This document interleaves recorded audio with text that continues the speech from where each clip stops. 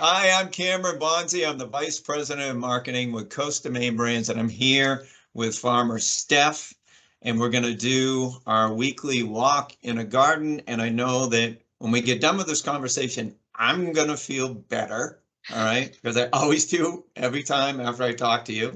And so a couple of things that we're going to talk about today. We're going to talk about September is for soil care. You talked about that last week. I thought of something. I think it's feed your soil, feed your soul. Did Whoa, we put it on did a we talk t-shirt. about, you know? Yes. I think that's what it is. We're getting some coffee mugs with that on it, Cameron. Yeah, I think it's good stuff. Then we're going to be talking about moving perennials. That's right. Um, we're going to talk about deer and pollinators coming in and feasting. That's right. And then knowing your compost and mulch plan for the fall. See, I Mhm. can write things down and I can remember stuff. So, Steph, it's a good day.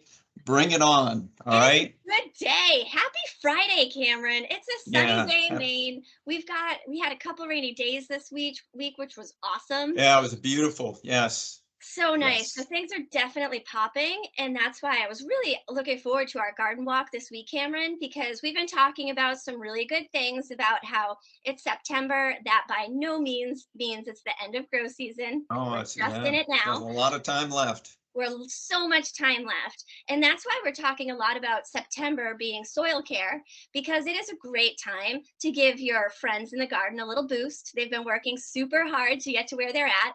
Your tomatoes probably have fruit sets, your cucumbers hopefully have cucumbers on them, your beans probably have plenty of things on the vines. So what Oh, we yeah. want to do is start feeding those plants so that they can continue to produce for you.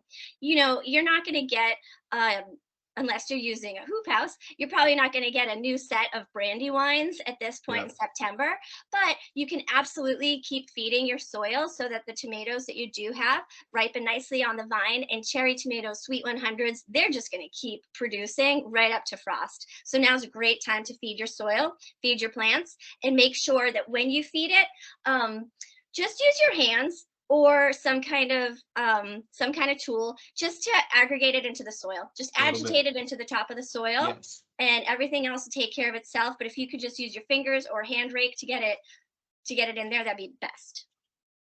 Yeah, because that'll break down. And hopefully everybody that's listening here is using organic cleaning. Now, listen to me. I'm thinking about going home and cleaning my house. But hopefully everybody is organically feeding their gardens and That's right. feeding their soil. Like I am a huge fan of Stonington plant food. I use it for everything in the garden. It's the thing I use for my big feeders, and dahlias and tomatoes are big feeders, especially dahlia tubers. You think about all those tubers growing in the ground, think about how helpful it would be for them to have a nice nutrient boost about a month, 2 months before they're hit by frost. So go ahead and drop that in now. If you've got dahlias, cosmos, zinnias, those kind of fall flowers, they really benefit from some food right now. And just something that I get for a question all the time, people say, is this going to burn my plants? And the answer is no, Yeah, no.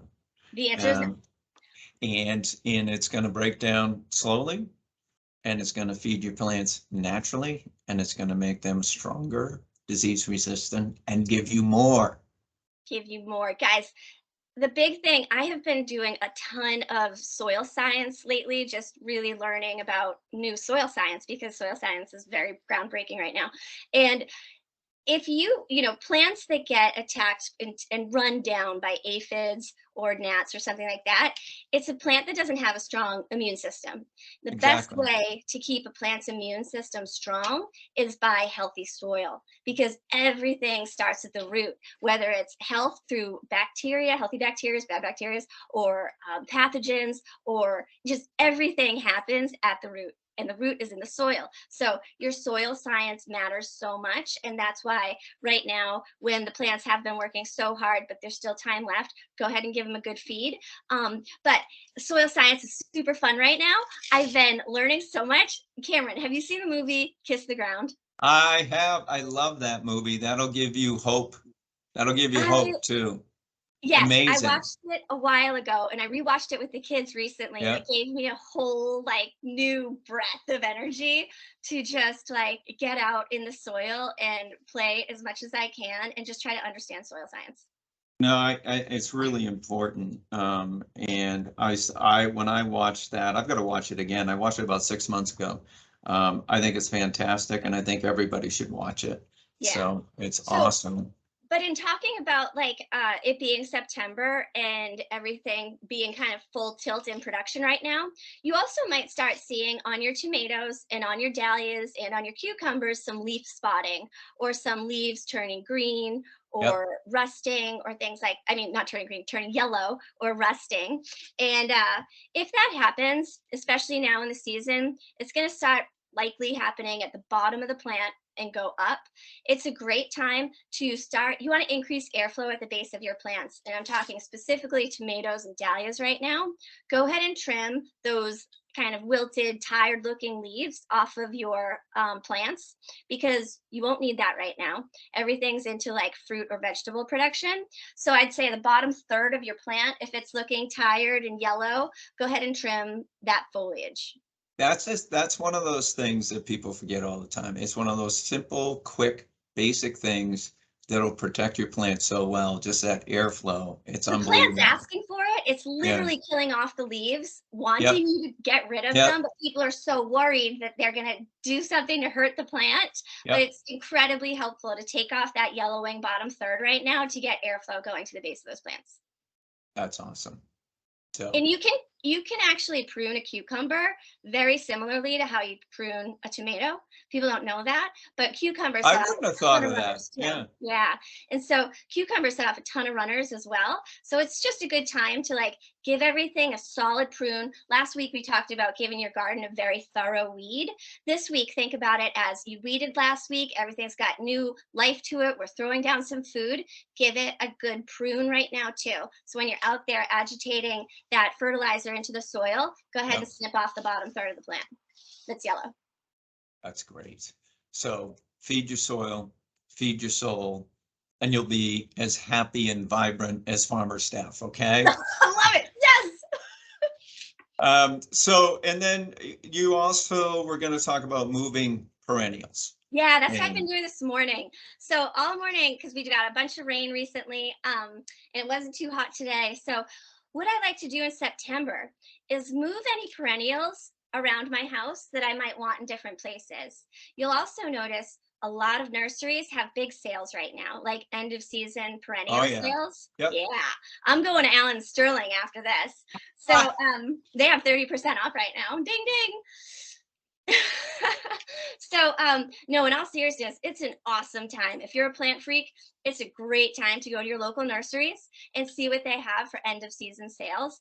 Snatch up those perennials, because that means it's going to come back year after year after year. So that's Yep. an awesome value. And if you plant that in your ground now in September, they're going to have a solid month to 2 months to be Yeah. able to set root before frost hits. So it's the perfect time to go to your local garden center, get some perennials that you wanted, or if perennials like I had some Sedona, which loves to take off and get nice and bushy throughout the Right. season. Yep. And Sedona is great because in the front garden bed of my house, it's just a good like filler to have out front. And it also plays well along the driveway and sandy soils and stuff. So something like that is great to split, divide. You could do that with like big clumps of bee balm, big clumps of like lilies, hosta, whatever you have around your house or your garden. Yarrow is great, like in the field for the flowers. I love splitting my summer yarrow. That's a great perennial flower. So if you have peonies, like now's the time to go ahead and move any kind of perennials that you want. So it's great. Moving your perennials, getting them adjusted and set now, which is going to give you more time to enjoy them in the spring. Yes. And then also being able to, if you're bringing in new plant material, this is the time of year where you still have plenty of time to also save yourself some money. Yeah. And I would say I always plant like into the soil that I have, but whenever I have a new if I'm transplanting something, especially if Yep, it's a mature plant, I do like to add like 3 handfuls of castine blend or some yep. kind of soil that I know has healthy nutrients and is clean. I like to throw that at the base just so I know that I gave it the best chance possible to transfer well. It will make a difference. I It mean, always does. if you happen to have healthy soil around your house, it's not a have to, but it is an enhancement. And, as you know, I'm always talking about, look, you don't have to do everything with, say, Costa Maine, but throwing in a few handfuls, a few bags, it'll help the biology that's there, and it will feed your soil and feed your soul. That's what we're Okay? talking about, That, man. That way you yeah, know it has a healthy base. At the very least, it has a healthy base to grow. yeah. And so then it's going to grow, and then it's going to become fall, and then we got deer and pollinators. What are we going to deal with then? All right, listen, you're gonna think I'm crazy. You're gonna think I'm like, No, I already think you're crazy. all So right, good, no, good, good. So that's this in a is good why. way. All right. This is a trick that my grandfather taught me, and he was a flower farmer. He was a flower farmer after World War II. He was in the Navy. He would always have an AM radio out there to keep the deer away, and I was having an awful time with the deer, Cameron. At my new garden at the house, the deer were just coming through like, I mean, it was crazy. I've had an AM radio out there. You've heard it. You've seen it. I've had an AM radio out there all season. I have not had an issue. So I don't know if that's just like freaky or Wow. if it's actual scientific proof. I don't know if we could like, stamp this on a package as like real organic gardening. But the AM radio in the garden has helped tremendously with my deer pressure. Well, it may just be the AM radio talk show hosts that just repel the deer. I don't know. You I think know? it's the topics of the world that they're Yeah. talking about on Yeah. NPR and the deer site. Good. That's so stressful. I'm not going over Yeah. there. I got to turn it off. I can't deal with this. Yes. Okay, no, but in So, all seriousness, for deer, your local nurseries sell deer repellent or coyote urine. It smells wicked. yeah. It does keep the deer away, but you don't want to be downwind of it. You do want to wear clothes that you like ratty farm clothes when you spray it because it smells terrible and you're going to smell terrible, but it keeps the deer away. Something else you can do that I did at the farm, which was great to save my dahlias, was put row cover over them. Row cover is a permeable cloth where sunlight and what rain can get through, but you can put that on things if they have tremendous pressure. The only thing about row cover is that it can get very, very hot if we spike a really warm day. So you have to take it off and on. But it does help keep the deer away if you have specific things that you really want to protect. Like if you have, 12 cafe au laits that are just about to bloom and you notice deer pressure, like Yeah. throw some Rime or some fabric over it and they should be fine. No, it just reminded me that so my parents owned a beautiful house up in Surrey, Maine. I forget how many acres they had. I think they had about 5, and it was their retirement home. And Dad had undiagnosed Parkinson's, and Mom was going downhill from Alzheimer's. And he would go out and mow the lawn, and he couldn't move very well, and he would sometimes urinate out on the lawn. Amazing. And my mother, and she went through this weird transition. She insisted she could smell it. All right. Like, his urine from like 2 acres away. So she had the nose of a deer, is all I was thinking about when you were saying that. So I don't know. I don't know if if Oz Bonzi's urine would have done the same thing, but it is effective. The Costa Maine logo on it. Yeah. So anyways, I didn't mean to get off topic. That just came to my mind. And the pollinators. We were talking a little bit about the pollinators. The other thing I wanted to point out is cabbage leafers and like black flies can be a big problem right now, especially on your brassicas. Like my Brussels sprouts have been going in the garden since June, and I harvest them on Thanksgiving as part of my tradition. But this is the time of season where those little black flies get in there underneath all those little leaves and start eating away at them and creating those big holes that you get in brassicas like broccoli and Brussels sprouts. So that's when you really do need to have Rime or the row cover on top. The reason why you keep row cover on top, even morning, like throughout the entire day, is because you're covering it from the bugs being able to even get on the leaves in the first place. Yep. So with the flowers, you do have to take it on and off. With brassicas, keep it on. And we also, you had mentioned monarchs. And of course, we want to make sure the monarchs are protected. But you're basically doing the same thing. You don't want to be aggressive, right? Yeah, so that's why we're talking about using row cover. Also, using berry netting, it works so great. Put berry netting on anything and it keeps the deers away. That's tremendous. I protect my whole blueberry crop with berry netting from deer, and it works fantastic. So if you don't like the looks of remed or having to remove it, put berry netting around your stuff too. That helps a lot. The reason why Cameron and I are spending so much time talking about netting and non-chemical, solutions non-killing is because chemicals are bad and we don't want to use them. And you can absolutely maintain and manage a productive home garden or business commercial garden without the use of chemicals. You absolutely can. We do it. We do it at Farm to Table Kids. We do it at Coast of Maine. And we do it by keeping the soil healthy, because that keeps the plant healthy and it gives the plant immune system to be able to fight off the gnats and the bacteria and the things that'll come at it during the season. So that being said, it's not even extra effort to do it. It's just something different. So instead of filling your backpack sprayer up and measuring some chemicals in and spraying it all out there, instead you're going out there and putting a net on, or you're putting row cover on. It's not more work. It's just a different way of thinking. And so, monarchs are on the endangered list. How did we let this happen, you guys? No. I have a beautiful butterfly bush behind me, and every day it's just filled with butterflies. So obviously we don't spray here, and that's why, is because we need pollinators and we need soil health, not soil degradation. And so that's why we're talking about, again, not even taking more time, just being a little conscientious and using different means. You do not need chemicals to grow your garden. No, it's interesting, especially you have the heart and soul of a farmer. Farmers do things. They get up and move and they do things, and they're instantaneous. They're workers, they're doers. So going through and physically doing something is just changing, exactly like you said. Don't go and fill up something with chemicals. You go out and pick and you do the row cover and you do what you can just to naturally prevent those things from happening. So it's awesome. And then also this time of year, as a farmer, you're going to need to know your compost and mulch plan too. Yeah, so I put that on the list for this week because with your compost and mulch plan, even though we're not there yet, we're going to be there next month.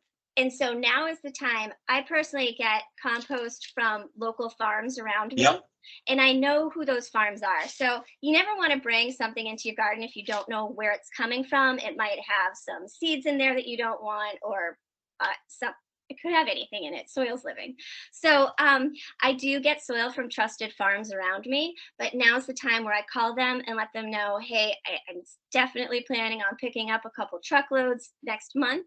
So if you do have places where you like to get your season ending compost, mulch, wood chips, things like that, now's the time to contact those partners or vendors in your neighborhood just to let them know that you still want it and that you're on their list.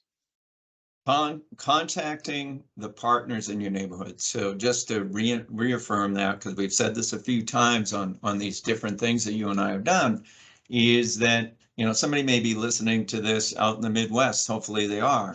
I don't know all the local composters. Your garden center, nursery does, and they know the ones that they trust. They are probably too small to get these national certifications. But composting is a good thing, and it can and as long as somebody's composting properly, that's what you need to know and understand what their inputs are. You can certainly ask them those questions, but don't hesitate to do that. It will save you money. Get to know your local composter. It'll help, and it will help the world too. Also, if there's a place in your yard where you want to have a garden next year, but you don't have one right now, so it might Yep. be lawn, it might be dirt, but you want a garden there, I found that laying down wood chips or some kind of fabric to solarize that space, Yes. to kill the grass, to kill any roots that are set there, put that out now so that in the spring you'll be able to peel that back and that soil will be ready to go for you. So again, if you're thinking about gardening next year, September is the time to think about it. October is the time to like put it in To action. do it. But Yep. like start thinking about next season right now. Okay. So we've gone over September is soil month. Feed your soil, feed your soul. I love that. Love it. We're talking about perennials, moving, planting perennials, deer and pollinator, know your compost and mulch plan. Anything else that comes to your mind? Cameron, just that it's a great, beautiful day and I love farming with you. I love farming with you because I hear about, when I'm out there, see, when I actually come out, you move so fast that all I have to do is hold my phone and shoot video and I pretend that I'm doing something. So that's what well, obviously they see that too when I'm out there, but they think it's because I'm holding a phone. No, it's just because you move too fast for me. So No, it's great. Yeah, no, it's an awesome season. I'm wicked happy about everything that we've grown this year. And I'm just happy to be out here farming in Maine. all right. Well, we will connect next Friday. As I said at the beginning of this, I do feel better than I did when we started. So thank you for doing that. It's been a good therapy session for me. It's good. You've been feeding my soul. So Yes, Cameron. Yes. so I'm getting a pet. Yes. Do that. Have a great week. Thank you so much. Happy farming.